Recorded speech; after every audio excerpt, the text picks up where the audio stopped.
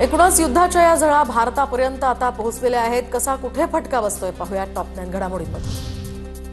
जागतिक ऊर्जा बाजारातील अस्थिरतेच्या पार्श्वभूमीवर रिलायन्स इंडस्ट्रीजकडून भारताची ऊर्जा सुरक्षा सुनिश्चित करण्यासाठी पुढाकार. जामनगर रिफायनरीमधून एलपीजी उत्पादन वाढवण्यासाठी 24 तास काम, ज्यामुळे भारतीय कुटुंबांना इंधनाचा अखंड पुरवठा मिळेल. रिलायन्सनं अधिकृत निवेदन जारी केलं. एलपीजी टंचाईच्या काळामध्ये 524 गॅस सिलेंडर वाहून येणारा ट्रक चोरीला. उत्तर प्रदेशातील झाशीमधील घटनेनं खळबळ. ट्रकमध्ये 18 लाखांचे 524 भरलेले एलपीजी सिलेंडर असल्याची माहिती, तर तपासादरम्यान रिकामा ट्रक महामार्गावर सापडलाय. बांगलादेशकडून 6 महिन्यांच्या डिझेलचा कोटा अवघ्या 2 महिन्यात पूर्ण करण्याची मागणी. यामुळे भारताच्या इंधन नियोजनावर ताण येण्याची शक्यता. भारत दरवर्षी पाईपलाईनद्वारे बांगलादेशला 1,80,000 टन डिझेलचा पुरवठा करतो. इराण युद्धामुळे आखाती देशामध्ये होणारी शेतमालाची निर्यात पुरती ठप्प. भाजीपाल्यासह कांदा बटाट्याची आवक वाढल्यानं दरात घसरण. शेतकरी आर्थिक अडचणीत.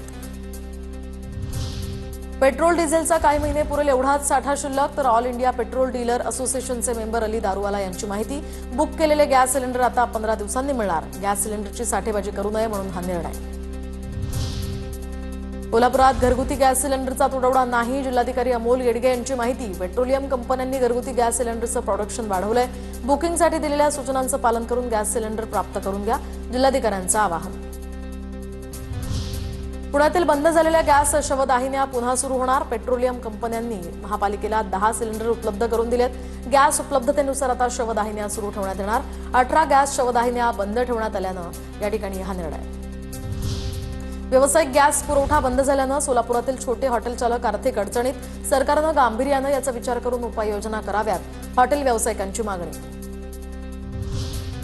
देशभरात पॉलिप्रॉपिलिन प्लास्टिक पॅकिंगचा बॅग्सचा तुटवडा होण्याची शक्यता. तर पॉलिप्रॉपिलिन प्लास्टिक बनवण्यासाठी लागणाऱ्या कच्च्या मालाची निर्मिती थांबल्यानं तुटवडा निर्माण होण्याची शक्यता.